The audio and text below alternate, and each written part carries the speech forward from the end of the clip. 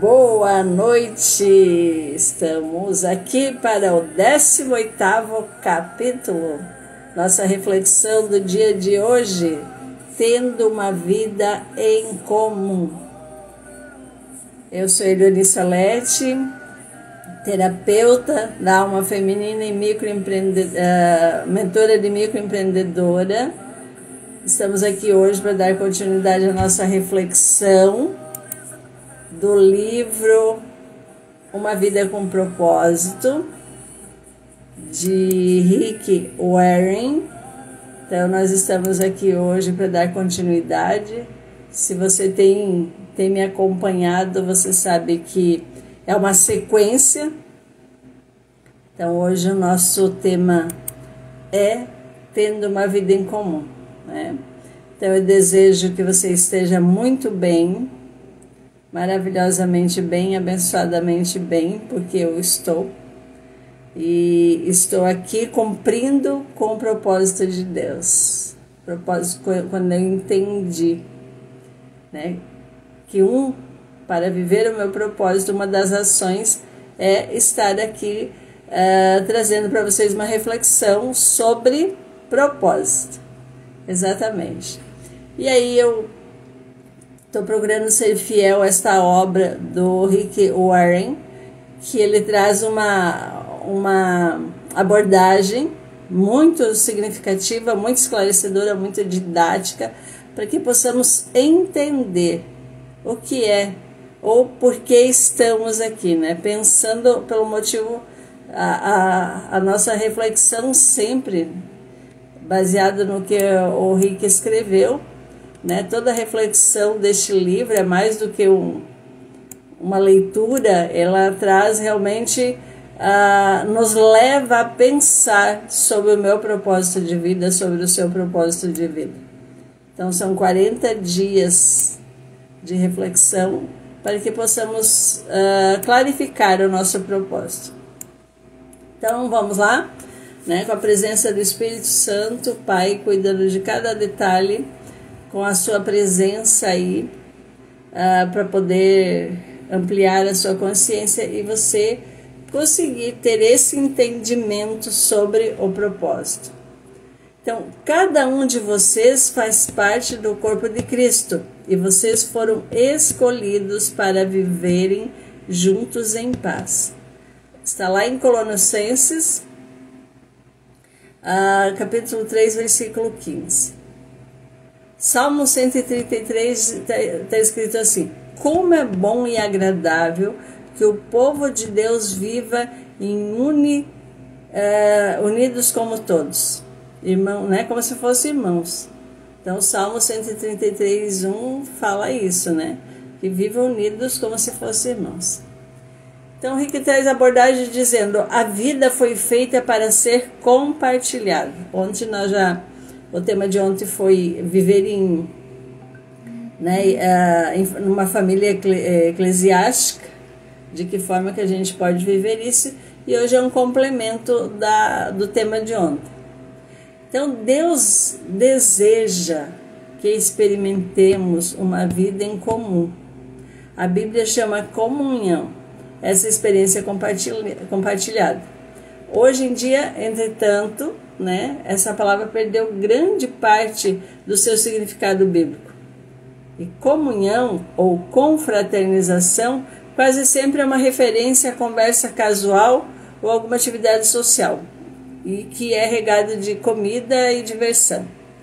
A pergunta de qual igreja você participa significa qual igreja você frequenta. Ficar para a confraternização normalmente significa esperar pelo lanche. Então, para você refletir, né? A vida foi feita para ser compartilhada. De que forma você tem compartilhado a sua vida? Então, vamos pensar mais um pouquinho. Comunhão é muito mais que apenas aparecer nos cultos. Comunhão significa experimentar a vida juntos. Isso inclui amar de modo altruísta, autossacrifício, consolar, né, solidariamente, e todas as outras atividades seguidas da expressão uns aos outros, encontradas no Novo Testamento, e que ontem foi compartilhado aqui com você. Então, quando se trata de comunhão, o tamanho importa. Quanto menor, melhor. Você pode adorar no meio de uma multidão, mas não pode ter comunhão com todos ao mesmo tempo. Quando o grupo aumenta para mais de 10 pessoas, alguém deixa de participar, normalmente, o mais reservado. Mas poucas pessoas acabam dominando o grupo. Então, para a gente entender a importância e como viver em comum união. Jesus sempre ensinava dentro de um contexto de um pequeno grupo de discípulos. Lembram disso? Quantos ele escolheu a princípio, Então, porque ele tinha entendido, já sabia, que 12 pessoas era o número máximo razoável para um grupo que se pretende, que todos participem. O corpo de Cristo, assim como o próprio corpo humano, é na verdade um conjunto de muitas células pequenas. Lembra o que é o corpo de Cristo? A igreja. Cristo é a cabeça, as pessoas são os membros, Então, a vida do corpo de Cristo, tal qual o nosso corpo, está contida no interior das células. Por essa razão, todo cristão deve fazer parte de algum pequeno grupo dentro da sua igreja. Um grupo de comunhão nas casas, uma classe de escola dominical, um grupo de estudo bíblico. Então, é nesses encontros que ocorre a verdadeira comunhão, não nas grandes reuniões. Se você imaginar sua igreja como um navio, os diversos grupos são os botes salva-vidas presos a ele. Vamos imaginar como que é isso, Vamos trazer, o Rick traz mais alguns exemplos aqui.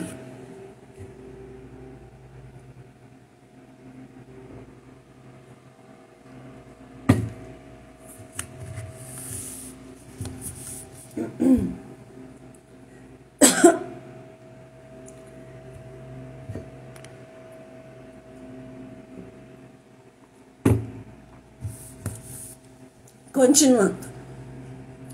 Deus fez uma fantástica promessa a respeito dos pequenos ajuntamentos cristãos. Vamos entender. Lá em Mateus 18:20 diz assim: pois onde se reunirem 2 ou 3 em meu nome, ali estou no meio deles. Enfatizando a importância da comunhão. Infelizmente, mesmo que você frequente algum grupo, isso não é garantia de que irá experimentar comunhão real. Muitas classes de escola dominical e outros grupos na igreja ficam presos à superficialidade e não fazem ideia de como é experimentar a verdadeira comunhão. Mas qual é a diferença entre a comunhão verdadeira e a comunhão falsa? Vamos entender um pouco mais aqui. Na verdadeira comunhão, as pessoas experimentam autenticidade. A comunhão autêntica, como o próprio nome diz, ela não é superficial, não se resume a conversas sobre banalidades.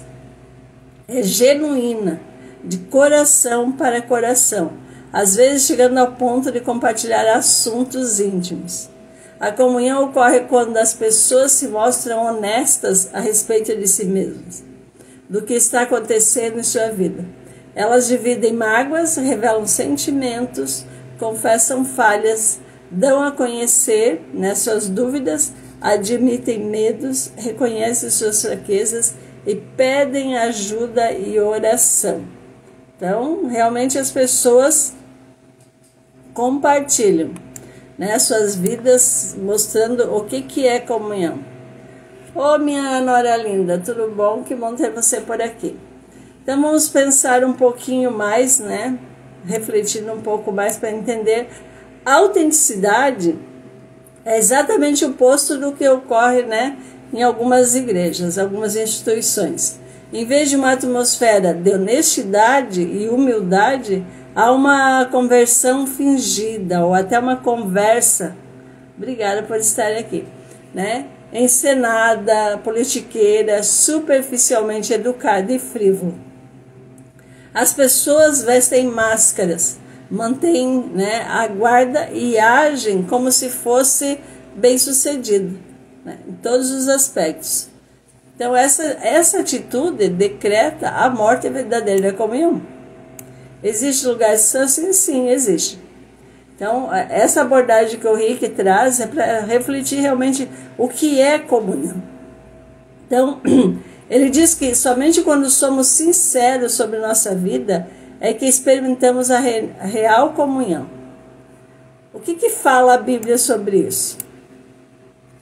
Diz, se porém andarmos, né, na luz, temos comunhão com os outros.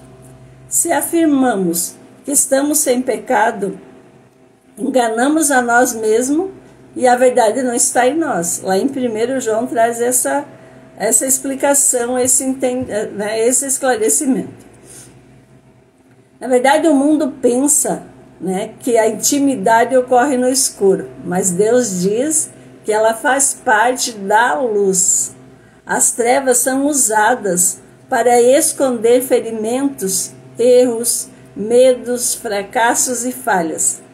É na luz que trazemos todos para o lugar aberto e admitimos quem realmente somos.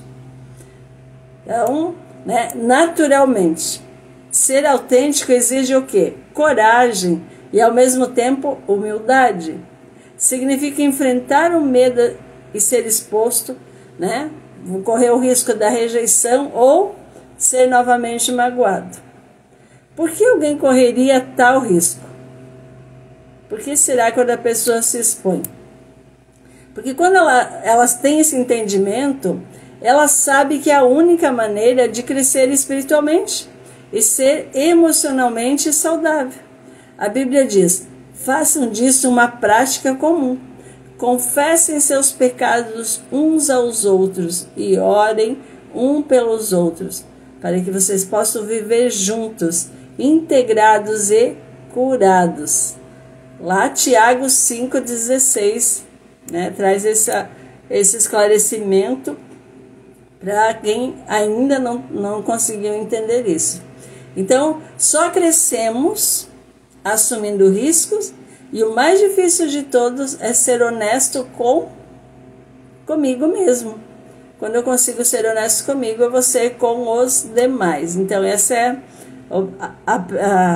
a primeira fase da comunhão. Então, na verdadeira comunhão também as pessoas experimentam o quê? Reciprocidade.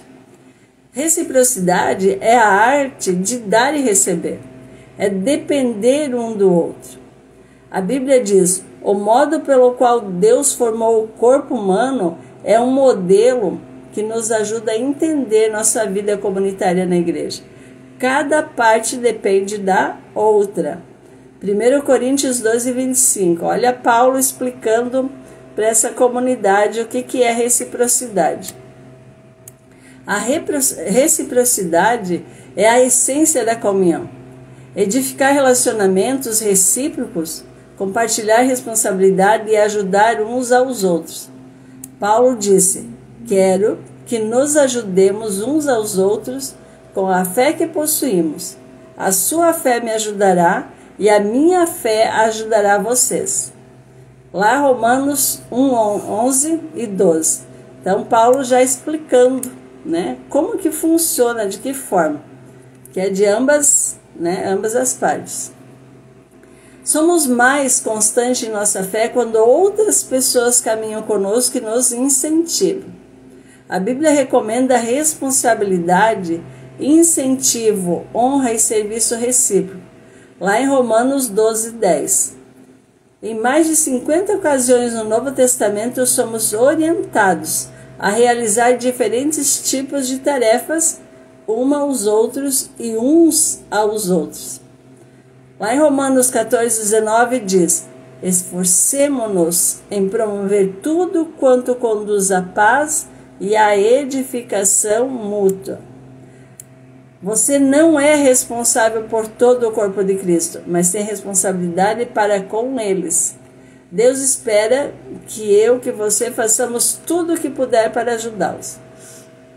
Lembra que esse tema de hoje, ele é uma sequência dos anteriores.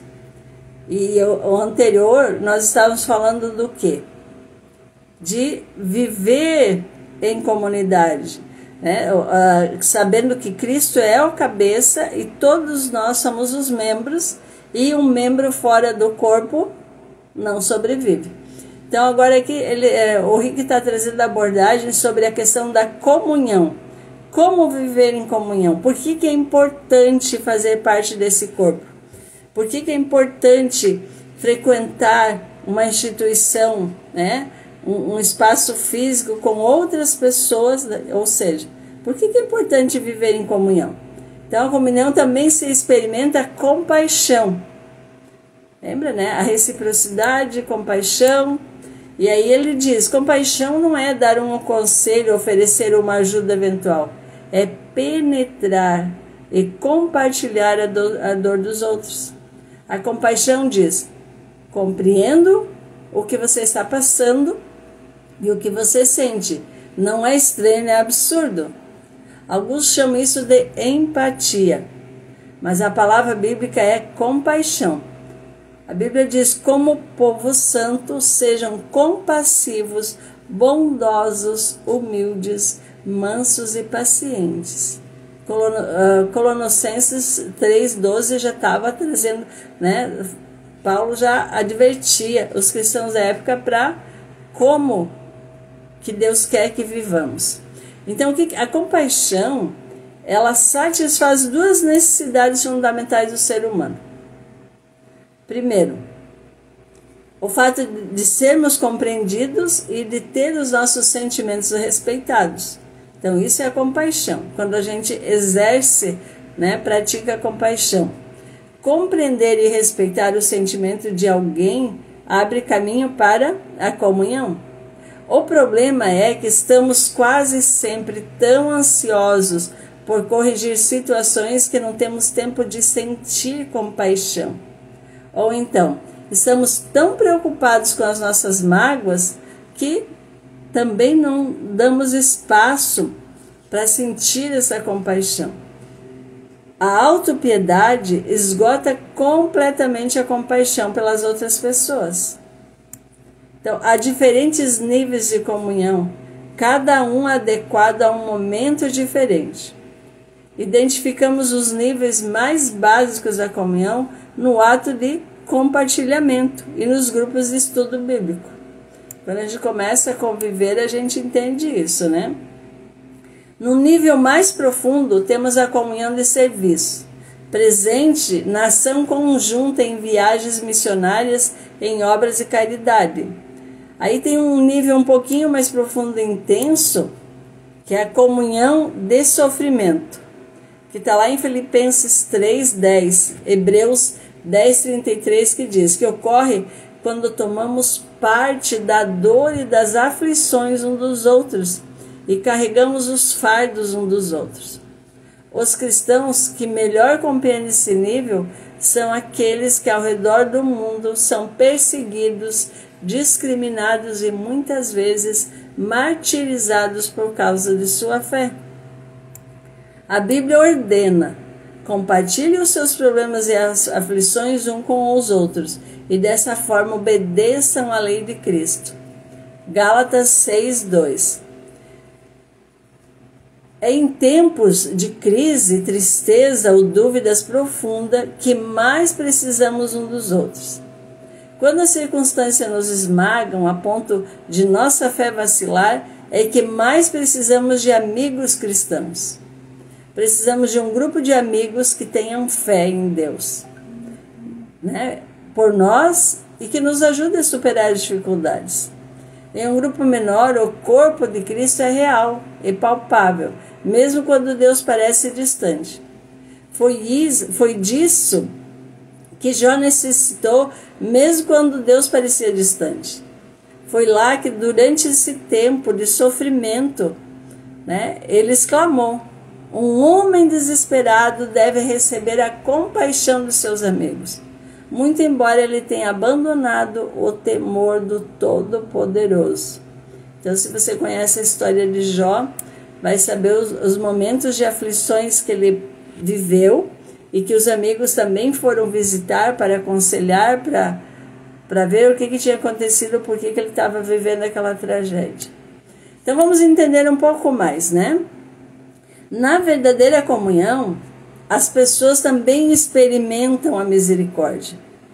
Ela estava vendo da compaixão, mas também a misericórdia. A comunhão é um momento de graça, em que os erros não são criticados, mas apagados. A comunhão acontece quando a misericórdia triunfa sobre a justiça. Todos precisamos de misericórdia, porque tropeçamos, caímos e precisamos de ajuda para retornar ao caminho. Precisamos oferecer e precisamos, da misericórdia um dos outros para estar dispostos, aos outros e estar disposto a recebê-lo. Deus diz, quando as pessoas pecarem, vocês devem perdoá-las e confortá-las para que não sejam vencidas pelo desespero. Olha só o que Paulo já tinha escrito, 2 Coríntios 2,7. Então, a importância da misericórdia. Então, você pode ter comunhão, que haja perdão, Deus adverte, Se você não pode ter uma comunhão sem que haja perdão, Deus adverte. Jamais guardem rancor. Colossenses 3,13. Porque a amargura e o ressentimento destroem a comunhão. Por sermos imperfeitos e pecadores, inevitavelmente magoamos uns aos outros. Depois que passamos juntos algum tempo, a gente corre esse risco de magoar as outras pessoas. Às vezes magoamos uns aos outros intencionalmente e às vezes sem querer. Mas, de qualquer maneira, faz-se necessário uma enorme quantidade de misericórdia, de graça e misericórdia para criar e manter a comunhão. A Bíblia diz, vocês precisam ter consideração para com as faltas um dos outros e perdoar os que lhe ofendem. Lembre-se, o Senhor perdoou todos vocês, por isso vocês devem perdoar uns aos outros. Lá, Colossenses 3,13. Colossenses 3,13. Vamos entender um pouquinho mais a misericórdia de Deus, para conosco. É um estímulo para que sejamos misericordiosos uns com os outros. Lembre-se, jamais lhe será pedido que perdoe alguém mais do que Deus já lhe perdoou. Sempre que for magoado por alguém, você terá uma escolha: usar sua energia e seus sentimentos para buscar vingança ou para encontrar uma solução.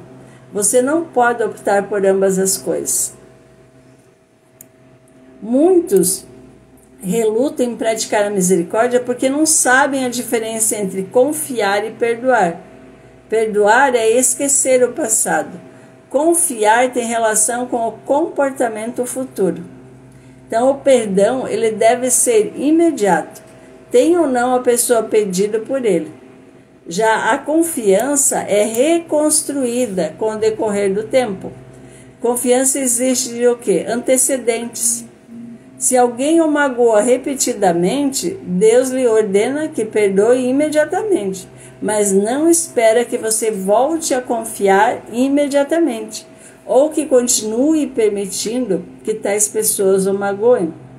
Elas devem mostrar que mudaram com o tempo.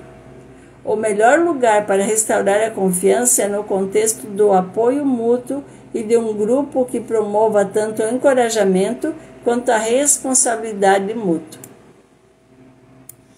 Você experimentará muitos outros benefícios ao fazer parte de um grupo da igreja, comprometido com a verdadeira comunhão. Trata-se de algo essencial à vida cristã e não pode ser ignorado.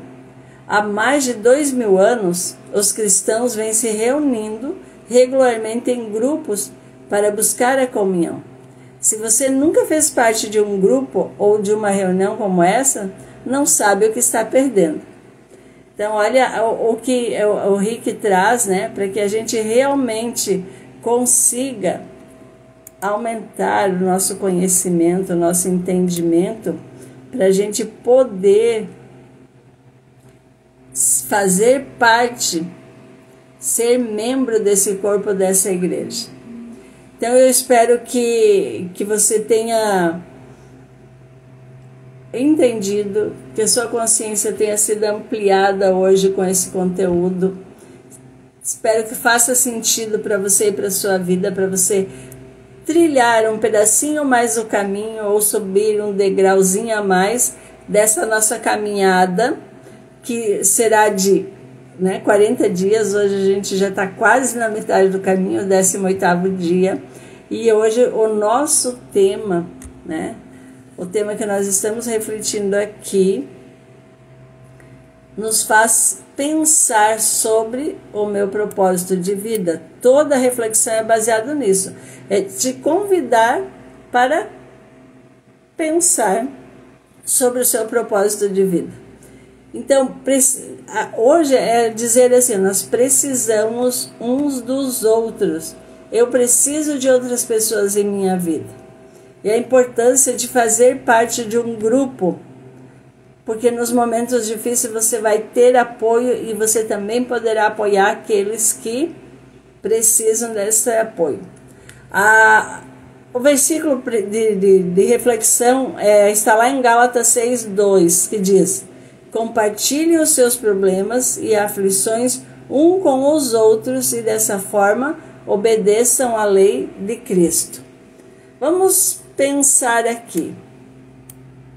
Diante do que você ouviu, diante do nosso tema de hoje, de que forma você pode, o que você pode fazer a partir de hoje, a partir de agora, para se unir, para outro irmão da maneira mais íntima e verdadeira? Ou seja, como que você pode melhorar os teus laços afetivos, lembrando, da importância, quando experimentar, viver essa vida em comunhão, comunidade, ou seja, para experimentar a autenticidade, a reciprocidade, a compaixão, a misericórdia, e entender por que nós somos criados para viver em comunidade. E quando a gente faz parte, você faz parte de um todo, mas tu também tem os amigos, as pessoas, o grupo que você pode conversar, aonde vai melhorar até conseguir você te ajudar a resolver as tuas pequenas dúvidas, entendimento, se aprofundar na palavra. Então, por hoje encerramos aqui esse assunto. Se você tem interesse em continuar, se aprofundando um pouco mais, amanhã é uma continuidade, cultivando a comunidade. Eu, como membro, exercendo uma função dentro da comunidade, que eu consiga ir lá para multiplicar, para melhorar e não só para sugar. Lá em Tiago 3,18 diz assim: você poderá ter uma comunidade saudável, sólida, bem-sucedida e que Deus aprova somente se trabalhar duro para fortalecer os relacionamentos, tratando todos com dignidade e honra. Então fica essa reflexão.